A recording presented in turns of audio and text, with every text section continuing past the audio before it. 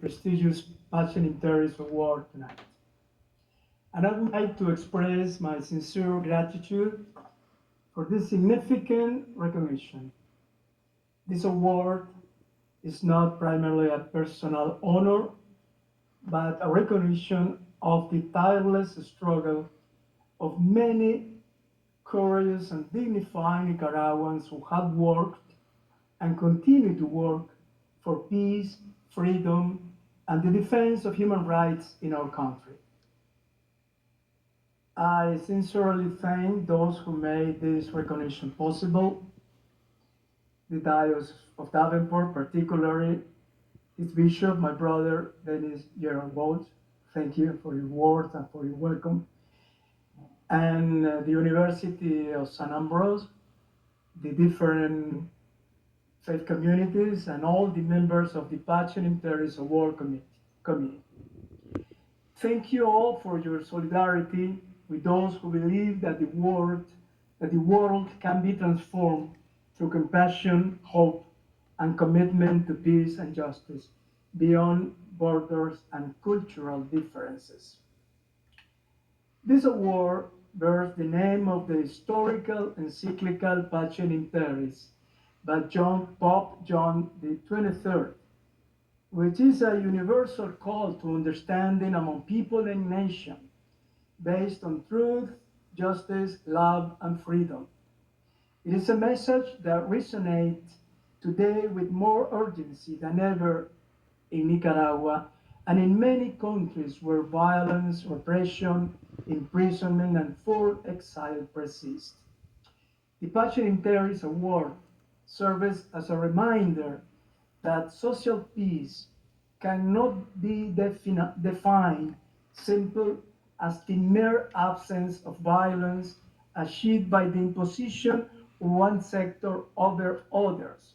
As Pope Francis said, peace is built every day through listening, authentic dialogue, and the ability to build bridges, even when they seem impossible.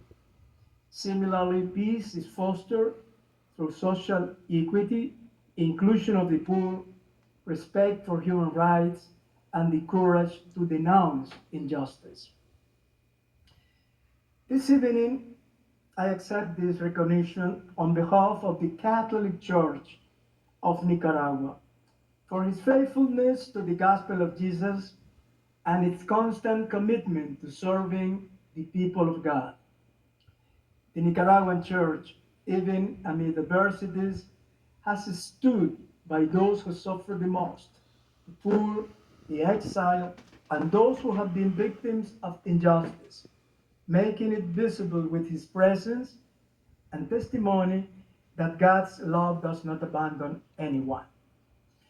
Like Jesus, the church in my country has been like the Good Samaritan in the parable, a community that has been down to listen and accompany those who suffer, to heal the wounds of those who bleed, and to communicate the hope of the risen Christ to those who feel discouraged and downcast.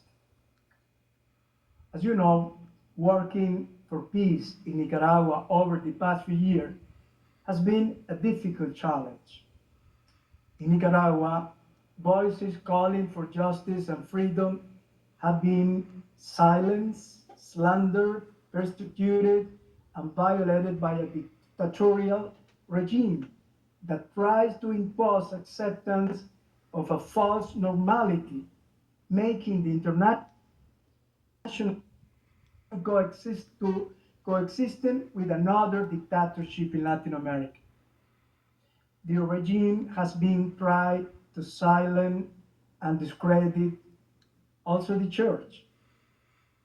But the church's commitment to freedom, peace, and justice remain because it is rooted and grounded in Jesus Christ, the Prince of Peace. It comes from an ideology or a political program. Rather, it stems from a deep spiritual experience inspired by the mysterious dynamic of Christ's love, who, though he was rich, became poor to enrich us with his poverty. In my case, from the day Jesus touched my heart, transformed my existence, and called me to follow him, I have dedicated my life to proclaiming with words and deeds the gospel of peace. I am convinced that only through the word of Jesus can we build just and peaceful societies. As a bishop of the Catholic Church, I strive to live each day as a disciple of Jesus and dedicate myself as a pastor of God's people. The saving power of Jesus sustains me every day and drives me even amid shadows to walk in the light of the gospel of Christ, meditated and contemplated in the silence of prayer. It is in prayer and union with Christ that I find the strength and wisdom to be his witness amidst the darkness that enveloped my beloved country. Today, as I receive this award, I am also honored to represent the many brave men and women of Nicaragua who, despite persecution, repression, and exile, continue to fight for a future of freedom and justice for our people. Their faces, their stories of suffering and hope enrich and inspire my Episcopal ministry. I accept this award on behalf of those who have lost their lives fighting for the country's freedom, those who have lost their freedom for denouncing injustices, those who have suffered and continue to resist, those who, even in prison or exile amid great adversities, have not stopped dreaming of a Nicaragua where the dignity of every person is sacred, where difference is celebrated and justice prevails over fear. To be honest, the challenges we face in Nicaragua at this moment are far from over.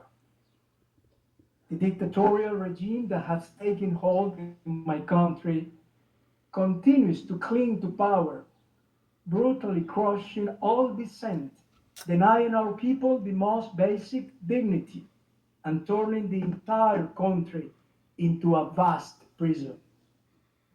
But we are convinced that with God's grace, the spiritual support of the Universal Church, and the adequate pressure from the international community, we will not tire of continuing to dream and fight peacefully for justice and freedom in Nicaragua.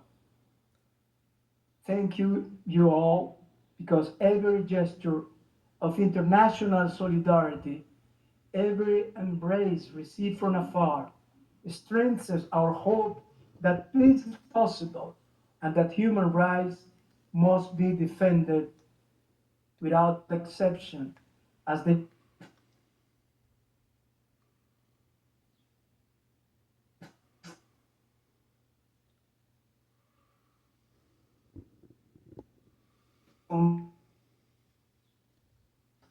in my pastoral work, I have learned but useless when it comes to defending people's life and dignity. The unwavering desire for freedom, the radical choice for peaceful solution, and the respect for human life remain the light that illuminates the hearts, steps, and projects of Nicaraguan who dream of a free Nicaragua. In conclusion, I would like to reiterate my sincere gratitude for this recognition. I also appreciate your solidarity and prayer for my country. Today, as I accept this award, I reaffirm my commitment to continue working with God's grace for a world where no human being is denied their fundamental rights, and for the ideal so necessary and urgent today of peace on earth. Thank you all very much. May God bless you.